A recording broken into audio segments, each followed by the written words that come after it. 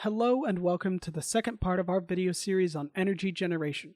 In this video, we're going to be focusing on the different types of renewable energy sources. When we think about renewable energy, the most common and well-known type of energy source that comes to mind is usually solar power. But what makes this source of energy renewable?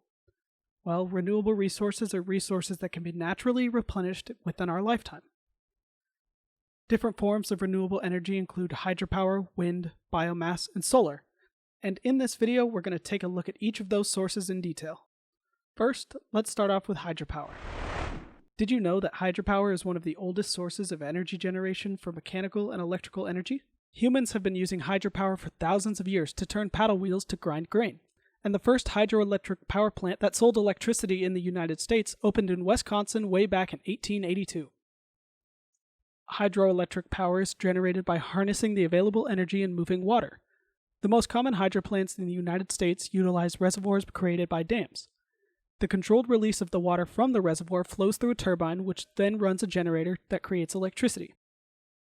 The water that is released then continues to follow the flow of the river down below the dam. Some hydroelectric plants are capable of pumping the water that is released uphill back into the reservoir. This is done when electricity demand and therefore cost is low. Then, when the demand and cost are high, the water is released from the reservoir to power the generator, resulting in an efficient way to store power. Now, just because this technology is centuries old doesn't mean that it's perfect. Like other sources of power, hydropower has its pros and cons. Let's start off by talking about the pros. First, generating electricity through hydropower is very safe. It can also easily meet peak energy demand, and it pairs well with other renewable energy sources. The cons, however, are as follows. Hydropower plants are extremely expensive to build. They have a negative impact on the environment by blocking the natural flow of rivers. And there's a limited availability of reservoirs, as they can't be built everywhere. Now onto wind power. Wind power is pretty simple in how it works.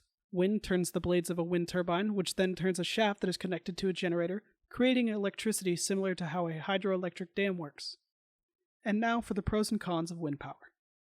Wind power is a clean and renewable source of energy, operating costs are very low, and it provides efficient use of land space. On the other hand, wind isn't constant, so the power being generated is unreliable. They create noise and visual pollution, and if they aren't built on appropriate sites, wind farms can disrupt natural habitats. Their blades can also harm and kill bats and birds that fly into them. One often overlooked form of renewable energy is biomass.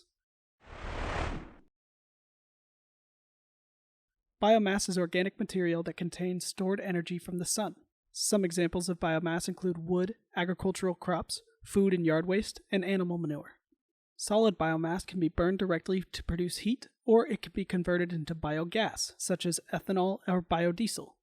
These gases are then burned for energy. Like every other form of energy production, biomass has its pros and its cons. Let's talk about the pros. Converting organic waste into biomass for energy production cuts down on waste in landfills, and because the amount of available biomass, it's a very reliable source of electricity. On the other side of the coin, there are the cons. First off, there are costs for extracting, transporting, and storing biomass that other renewable energy sources just don't have.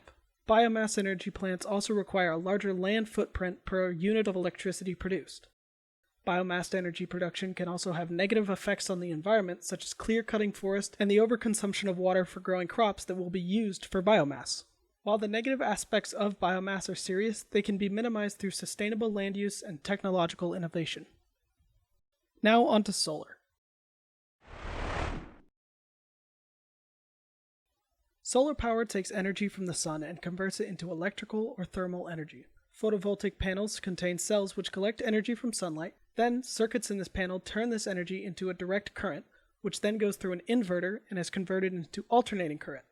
This electricity can either be used, stored in a battery, or sent back to the grid. Solar power is often touted as our energy savior, but it's important to weigh the pros and cons. The technology for solar power has made huge strides recently and has made the technology more efficient and cost-effective. Solar power can also lower the electricity bills for many people, and it can be applied to a wide range of energy needs. That being said, installing solar panels has a high upfront cost. Energy production from solar panels depends a lot on the weather. Storing excess energy is expensive, And solar power requires a large land footprint in order to generate enough power to be used on a large scale. Last but not least, let's talk about geothermal power.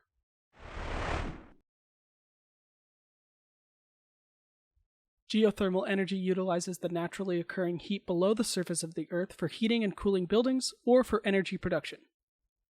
Now let's talk about the pros and cons of geothermal energy. Geothermal power plants have low emission levels. Most plants are able to inject the steam and water they use back into the earth, which helps replenish the geothermal source. And geothermal power plants have a very small land footprint. As for the cons, geothermal power plants aren't sustainable for every region. They have very high upfront costs, and water and steam extraction can lead to ground instability, which can lead to earthquakes.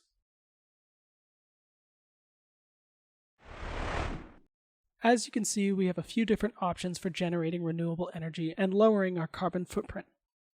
And even now, energy consumption in the United States is made up of a mix of all available energy sources, with renewables being about 11% of the total electricity consumed in the United States.